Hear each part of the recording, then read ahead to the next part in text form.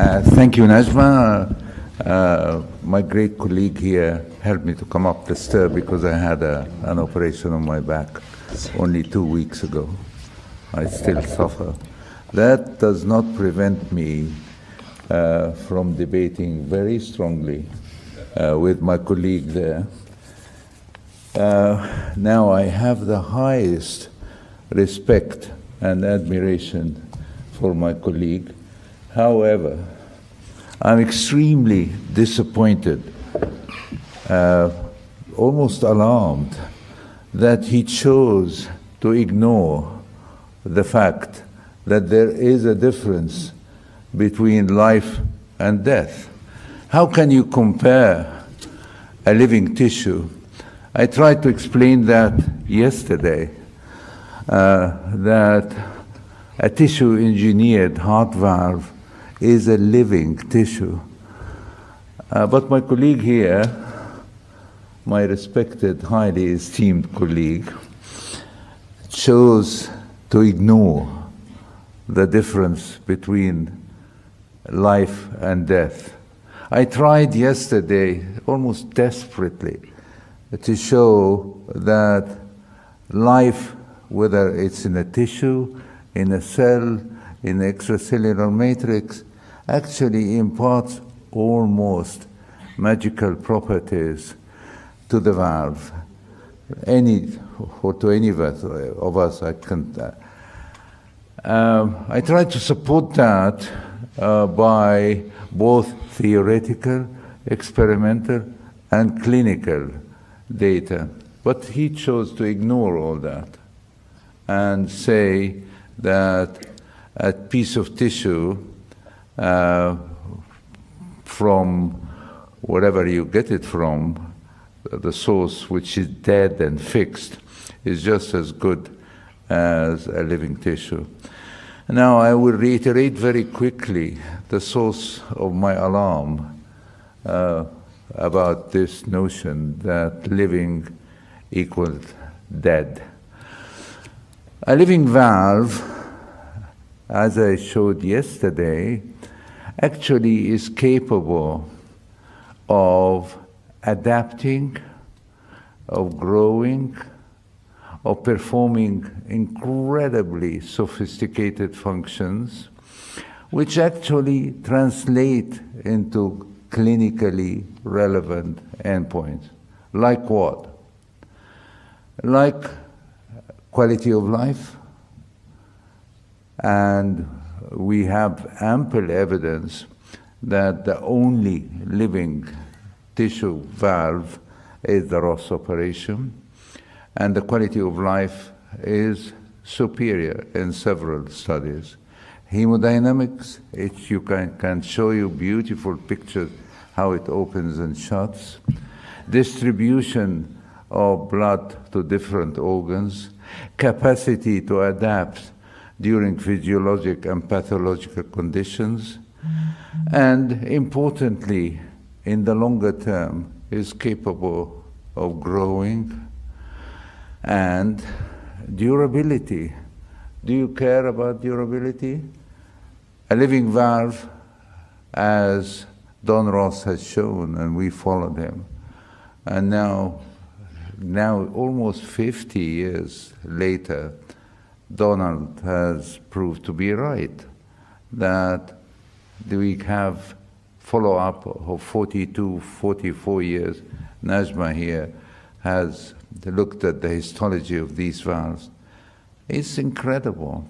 So how can you say a living tissue-engineered heart valve is not superior to a fixed, whatever you do with a glutaraldehyde, or whatever you do, it's just not equivalent to a tissue valve, a tissue-engineered heart valve. Now, giving time over it, as I said yesterday, the last 20 years has shown a lot of progress. Not enough, because we have just entering the clinical arena carefully, as we should.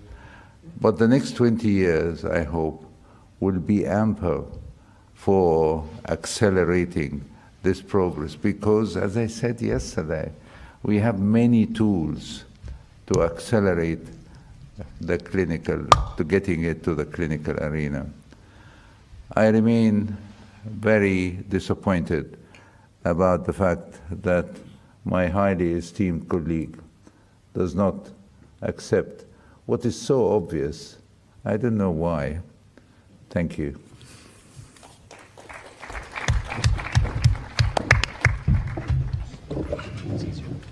Sit here. Well, now we're going to find out why. So, Prof, please sit here. Okay, you can sit. Yeah. I can sit here? So let's. Yes, please. Okay. Now we'll find out why. So, Professor Serruys. Good morning. Morning. So, the title of this debate was Tissue-Engineered Valve Will Dominate in 2031.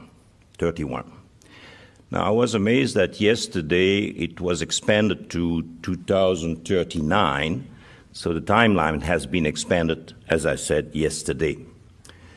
I had a previous debate with Sir Magdi Yacoub in 2007, that's 12 years ago, and at that time the motto of the title of the debate was the aortic valve will be replaced by catheter even for the standard patient with aortic valve disease in the near future. I was pro, he was con.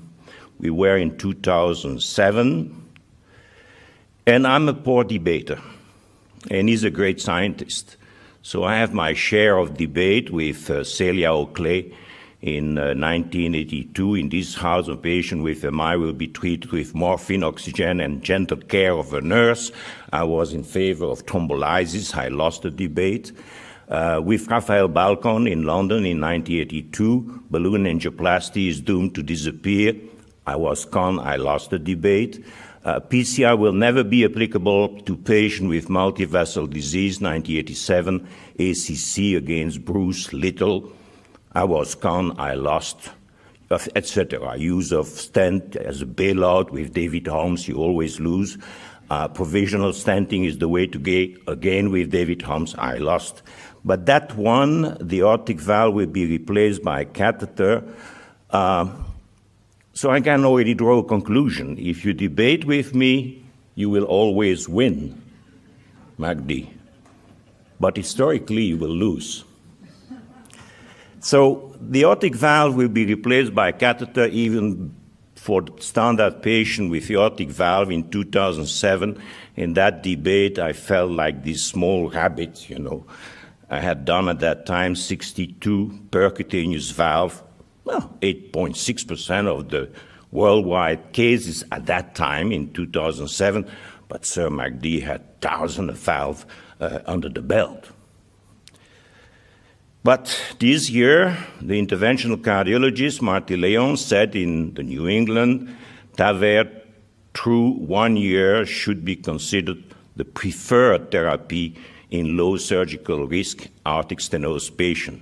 And the surgeon, Michael Reardon, in the New England said TAVR may be a preferred strategy to surgery in patients with severe aortic stenosis at low risk of surgical mortality.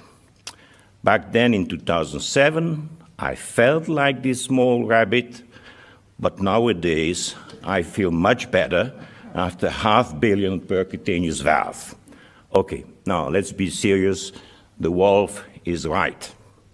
The wolf is right. If you look at the paper of Bourguignon, the valve deterioration, structural valve deterioration in the Carpentier-Edwards pericardial perimount, it's clear. I mean, if you operate and put a bioprosthesis, an individual which is less than 50 years old, what you can expect 20 years later is a severe structural valve deterioration. So is them right? An old TAVR system will certainly demonstrate at some point some degree of valve deterioration, degeneration, let's say 10 years. So far it sounds good, but wait and see. But the wolf, Sir Magdi, in the meantime, has worked intensively. Look at that. Novel approach to cardiac valve repair, 2004. Will heart valve tissue engineer change the world? Anneke was involved, 2005. The private life of tissue valve, it looks like the private Ryan, but okay. Hydrogel scaffold for tissue engineering, progress and challenge. The living aortic valve from molecule to function. And finally, a few years ago, in search of living valve substitute. Now, again, I feel like a small rabbit in this debate, but I'm fortunate to have in the Netherlands a place with remarkable scientists working on endogenous tissue restoration, and I've been working with them since 2004. The idea is to have a matrix of biodegradable material. The red cell will go into it, as well as the macrophage, and then there will be some cell-mediated digestion of the matrix. The fibroblasts will come. They will create a network, a matrix of collagen and elastin. And, of course, the APC will cover the device. So, endogenous tissue restoration is a technology combining three scientific disciplines. One is the supramolecular chemistry, and I admire this man, Jean-Marie Len, Nobel Prize in Mind in 1987, which is able to provide us with a library of molecules which are strong and with different speed of bioresorption. So you can create a tunable material for a platform. The second point is electrospinning. You pulverize the polymer, you have an electrical field to let it spin, you end up with this kind of matrix, and with this matrix you can do a lot of things, valve and pulmonary tube, and you have seen the video showing the process. So we agree on one thing, is that the animal-derived glyceraldehyde fixed foreign material access is an issue, inconsistent material performance is an issue, there are manufacturing difficulties, there are chronic inflammatory response, leaflet thickening, thrombose, structural valve degeneration, systemic anticoagulation, and resurgery of valve in valve. The endogenous tissue restoration is on the shelf. It's a dry storage, reduce profile, scalable and predictable manufacturing, and improve biocompatibility, resulting in less leaflet thickening, thrombose, reduced need for anticoagulation, and improved durability. Now, this is an example of a pulmonary valve conduit over time. Here is the device. Let's look at the free margin after 2 months, 6 months, 12 months, and 24 months. You could see that Mother Nature has rebuilt the things and has encapsulated the template, the matrix template. If you look at the site of the coaptation, which is a very important site, you see the same phenomenon after 12 months. And if you look at the basis, here is after 12 months, the conduit is covered. You see some kind of excess of neointimal thickening at the basis. The hinge is, of course, the weak point, so you're not surprised to see partial breakdown of the leaflet with inflammation. You see the extension of the neointima up to 2/3 of the valve, and then later on you see the ingrow and the complete coverage. So there have been work done. 5 kids have received a Fontan, and we follow them with MRI velocity of their Fontan. There's been 18 pulmonary valve conduit, 12 in Europe and 6 in the United States, and we follow them with multi-slide CT scan of their conduit. There have been surgical implantation in mitral, and I will focus for a few minutes on the aortic valve. So what we did in these 53 animals, we followed them acutely and chronically with the classical technique, and as you could see, the results are very good, at least acutely. As you could see, the post-implantation peak gradient 7.4, mean 4, effective orifice area 2 centimeters square. And the concept is that you use to that a clipping system and a self-expanding system. You can see the different phase and the final result. Why the clipping system? Because we work in sheep. We have no way to anchor a balloon expandable technique. Now, we face a complex biological equation. I agree with Magdi, it is not simple. You have this complex biorestorative process. We had to work on the sheep, which has a fragile aorta.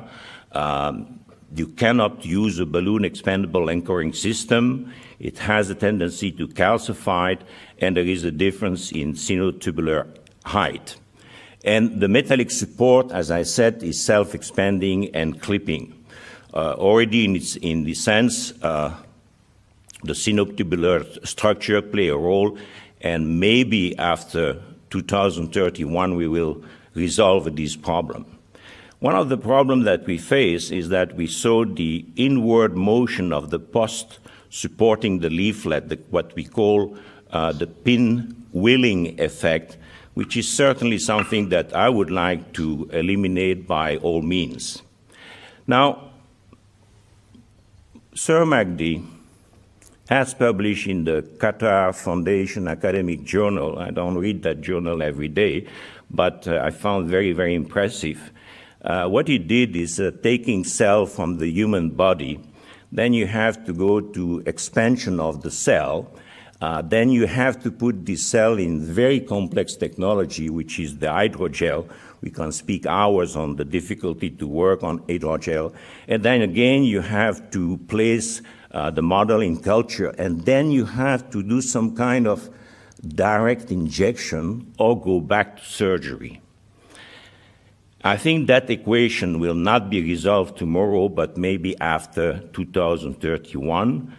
Cell seeding or seeding with growth factor face enormous regulatory challenges. I can tell you about that. Pharmaceutical product, high cost, and difficult to get funded.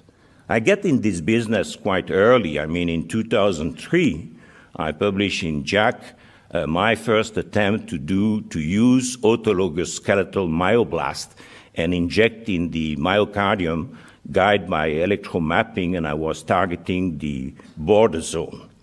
Now, I can tell you I had to puncture the thigh of the patient the day before to stimulate the myoblast, then make a biopsy, go to Schiphol, ship the whole things to Johns Hopkins, have cell expansion for 15 days, go back to Schiphol and inject in the patient. And it didn't work. So let's go back to the sheep for a moment. Acute and chronic assessment of valve performance by quantitative autography. That's something we have developed quite recently. It's basically time density in the aorta versus the outflow tract, which is just a ratio which expresses the result from 1% to 100%. You can see here the video densitometry of the outflow tract. That's very nice. A technique to measure the aortic regurgitation. And we were very happy in some animal. Look at the acute phase, 2% of regurgitation, 1 year later, 1%. Amazing.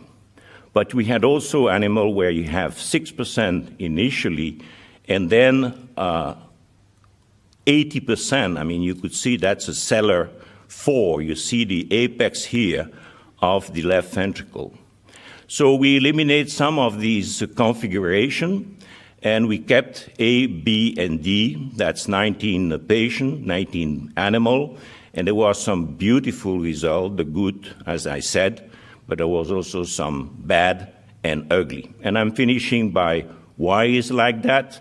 I think that in vitro performance, we realize that the so-called pinwheeling effect with redundancy of the valve and plication and excessive coaptation could be a problem. It's maybe the excessive coaptation which is responsible for the asymmetric tissue coverage more prominent in the aortic side than on the ventricular side.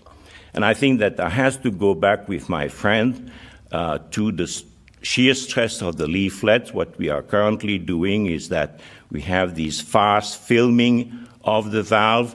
We are digitizing the velocity of the motion of the valve. We are combining with STL a file and get the finite element, combining both, and then we are able to see where is the stress computation, the von Mises stress in the valve, and that's maybe the possible site for a future tear. And indeed, in vitro, after 100 million, we saw that kind of tear in the material, but also in the animal, almost at the same site, so it could have been predictable. And recently, we have shown the interaction of the causality between the leaflet tear and the diastolic inward deflection of the post supporting the valve. And there is also a quite nice correlation between the inward deflection and the calcification at 12 months. So, did the animal choice, sheep, and the selection of the metallic platform clipping and self-expanding interfere with the mechanical properties of the leaflet matrix and with the biorestorative process? A big question mark. I hope that Sir Magdi will help me to understand that. Maybe, after all, the bioreactive material was correct. This is my final slide. Maybe we have underestimated the complexity of the mechanobiologic situation. We have this end-diastolic inward bending of the metallic scaffold. I have seen the conclusion, very simple relationship with calcification, wear, and tear. I think we have to go to more complex approach with the shear stress and the von Mises stress to understand. After all, if you follow by MRI a patient with the Ross operation, 10 years later, after Ross operation, the valve has a beautiful velocity, which is not the case of homograph, bioprosthesis, and LT control. There, too, Sir Magdi is right. So, my last slide is to say that I've learned the hard way that history taught us that new technology needs time for maturation. If you see, the first stent was in Charles' daughter in 1966. I put the first wall stent in 1986, but it took 32 years to have the ESC saying that drug-eluting stent should be used for all. If you look at the bioresorbable scaffold, it took me also 30 years. And then yesterday we saw that Alain Cribier had needed 34 years to get to the low risk as a preferred strategy. So you need to be a patient. Will tissue-engineered valve dominate in 2031? Sir Magdi, I don't think so. However, I hope to lose the debate, because if I lose the debate, it will become the future. Thank you. Very, very nice. Sir Andy. If I can ask a question, both of you, and then maybe you have like a few minutes to rebuttal, but what do you think with the current market right now that we have like giant companies like Medtronic, Edwards, etc., and millions of people undergoing bioprosthetic stented valves that we know that, you know, there is certain issues with durability. So how do you think that this like current market affect the pursuit for this perfect living tissue engineering valve?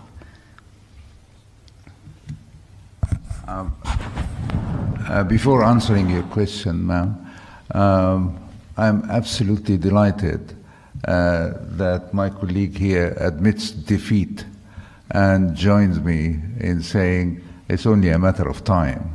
Well, I think we totally agree, and sorry, but you have lost yet again. Because this is the future. Because we agree entirely that this is the future. To come to your point, I'm not sure I understood the question.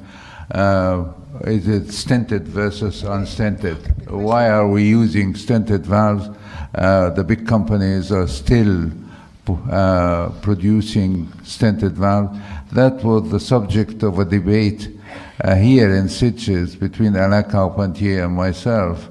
And at that time, we debated, should we use stented or versus unstented?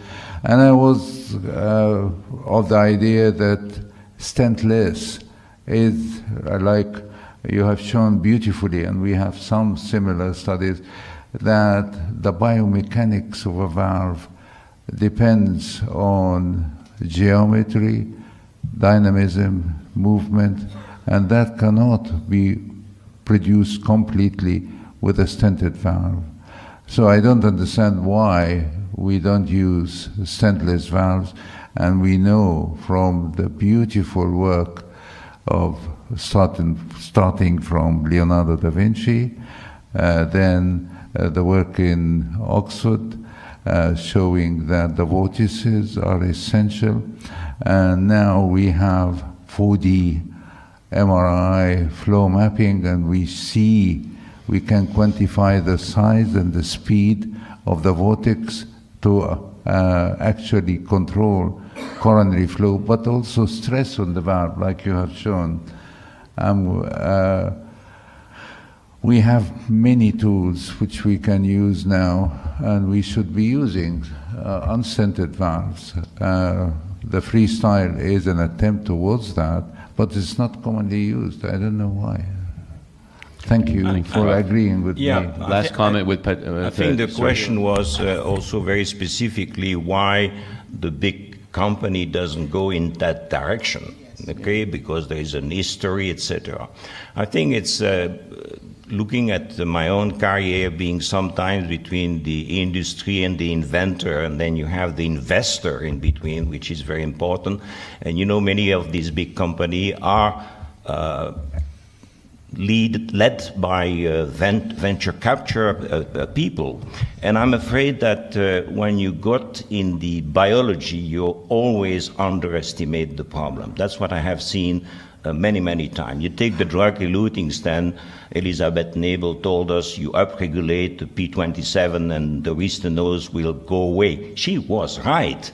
But how much time it takes to convince the industry to put that molecule on the stent? That's an example. And the myogenesis and the angiogenesis has been exactly the same story. 20 years ago, we went into the myogenesis in patients, ignoring 99% of the biology. And then you learn the hard way, and it takes time. Because you said yesterday that there is in one cell so many things. And that's basically what takes time. Well, listen, this has been a tremendous look into where the future is going in this space. I think that there's some real nuggets that you both have brought to the audience, so thank you. And we're right on time, and we'll move on. So big round of applause for our debaters.